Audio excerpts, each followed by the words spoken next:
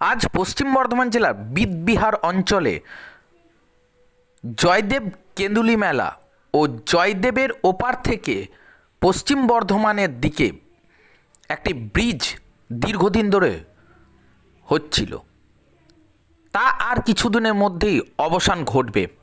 তাই পশ্চিম বর্ধমান জেলার জেলা পরিষদের সভাধিপতি বিশ্বনাথ বাউড়ি মহাশয় পরিদর্শনে এলেন।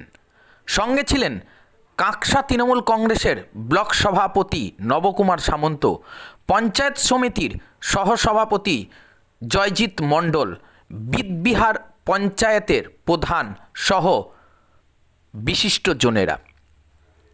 পুলিশ প্রশাসনও সেইখানে দেখা গেল। পুলিশ প্রশাসনের সঙ্গে কথা বললেন পশ্চিম বর্ধমান জেলার জেলা পরিষদের সভাধিপতি বিশ্বনাথ বাউড়ি মহাশয়।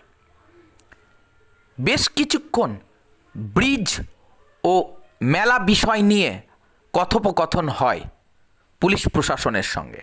অবশেষে পশ্চিম বর্ধমান জেলা পরিষদের সভাধিপতি বিশ্বনাথ বাউড়ি আমাদের সংবাদ মাধ্যমের মুখোমুখি হয়েছিলেন। তিনি ঠিক কী বললেন তা শোনাবো আমাদের দর্শক বন্ধুদের।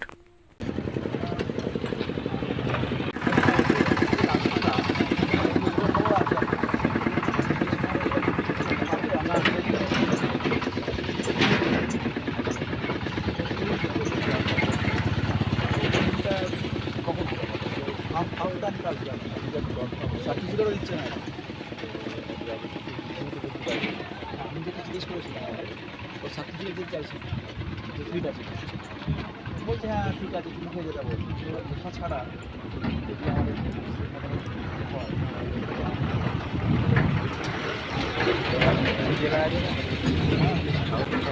ভালো করছে পাই নেমেছে।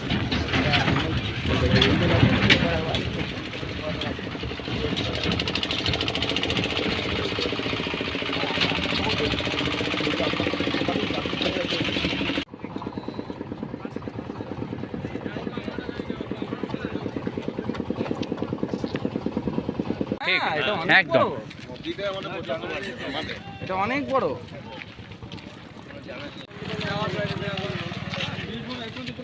হ্যাঁ হ্যাঁ না এটা তো পশ্চিম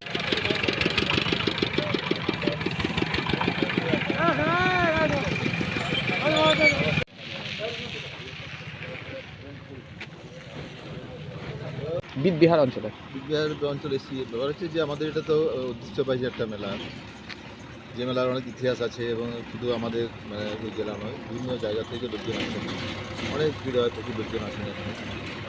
আমিও এসেছি যে এটা অনেক আগেই দেখেছি বাউল গান, কীর্তন গান থেকে শুরু করে অনেক কিছু হয় এখানে। আমাদের সবচেয়ে ভালো হচ্ছে যে আমাদের মুখ্যমন্ত্রী মমতা বন্দ্যোপাধ্যায় যাদের ব্রিজের যিনি পেয়েছেন, সে কাজ প্রায় সম্পূর্ণ চলেছে, হয়তো আর মাসের মধ্যে সম্পূর্ণ হয়ে যাবে। তো সেটা হলে আরও বেশি ভালো হবে, আরও বেশি মানুষের যাতায়াত করতে পারবে। তো এই যে একটা মানুষের আবেগ জয়দেব কেন্দ্রীকে নিয়ে, এটা কিন্তু আমাদের ইতিহাসেও প্রসিদ্ধ। এবং আজকে আমরা এসেছি এই কারণেই যে এখানে যদি সেরকম কিছু অসুবিধা হয়, এখানে কতটা তাদের প্রতি হচ্ছে আমাদের বিহার পঞ্চায়েতের আন্ডারে, আমাদের দায়বদ্ধতা আছে আমাদেরও, যেটা একটু দেখা দরকার। তাদের প্রস্তুতিটা কী, তত মানুষের যেন কোনো অসুবিধা না হয়, যা দূর দূরান্ত থেকে আসলে মানুষ এখানকার তাদের সহযোগিতা করে, ভবিষ্যতে এভাবেই করা হবে। এবং আমাদের পঞ্চায়েতের দায়বদ্ধতা রয়েছে সে মানুষগুলোকে দেখা, কারণ এটা আমাদের যেহেতু একটা পরম্পরা, একটা আমাদের ঐতিহ্য, এটাকে বাঁচিয়ে রাখা দরকার। আজকে আমাদের মাননীয় মুখ্যমন্ত্রী মমতা বন্দ্যোপাধ্যায় প্রতিটি তীর্থক্ষেত্রকে আজ অনেক বেশি উন্নয়ন করে দিয়েছেন, অনেক বেশি করে দিয়েছেন, যাতে করে সেগুলোতে মানুষ আরও বেশি যেতে পারেন, মানুষ আরও বেশি অংশগ্রহণ করতে পারেন। একবারে তারাপীঠ থেকে শুরু করে সব জায়গাতে করেছেন। এদিকে আর যারা এখন একটা আমাদের জগন্নাথ মন্দির হচ্ছে, তো ঠিক সেখানেও এভাবেই আগামী দিনে আরও বেশি ভালো হবে, যা মানুষের আরও বেশি অংশগ্রহণ করতে পারবে, মানুষ আরও বেশি খুশি হবে, আমরা একটু বলতে পারি। এবং আমাদের মানুষেরা যেভাবে উৎসাহ থাকে, এই বছর মেলা পেরিয়ে গেলে আবার তার চিন্তা করবে আবারও কখন আমাদের যদি মেলা হবে, এই যে অপেক্ষা, তাহলে আবার অবসান কিছু দুদিন পর শুরু হবে, আবার শেষ হবে, আবার শুরু হবে। বিদবিহার অঞ্চলের যে মানুষ দীর্ঘদিন ধরে একটা কষ্ট পাচ্ছিল যে এক জেলা থেকে আরেক জেলা, পার্শ্ববর্তী জেলা পুরুলিয়া, তো অবশেষে সে তার নিবারণ কিন্তু হতেই চলেছে এই 14 তারিখে। হচ্ছে এবং আমাদের এটা দেখুন একটা মানে আমাদের আর কি যে নদী আছে না, একটা নদী একপারে এক জেলা একপারে মোহনমার সঙ্গে আমাদের বর্ধমান দিকটাতে আমার দামোদর নদী আছে, বাঁকুড়া থেকে আমাদের বর্ধমানে। তো সেই জায়গাতে বহু জায়গাতেই কিন্তু ব্রিজের একটা মানে ডিমান্ড আছে, কিন্তু একটা ব্রিজ করতে গেলে যে কত খরচা মানে সেটা কিন্তু মানুষ তো বুঝতে পারে না। মানুষের চাহিদা চাই আগে একটা মানুষ মানে একটা গ্রামের একটা হয়েছে হয়তো আবার একটা চিন্তা ঘুরে যে কোথায় বাঁচতে তার উপর থেকে বৃদ্ধি করলে হবে না, মানুষের যোগাযোগ দেখতে কোন জায়গায় বেশি ভালো হবে বা কোন যেখানে এই যখন ব্রিজ হলে কী হয় মানুষের যাতায়াত সুবিধা হয় এবং মানুষের সময়টা কম লাগে। এই হচ্ছে বেড়াতে কেন্দ্র করে অনেক বেশি আরও উন্নতি হবে, আরও বেশি আর্থিক উন্নয়ন হবে, মানুষের আরও বেশি কাজে লাগবে, এই জন্য এগুলো করা।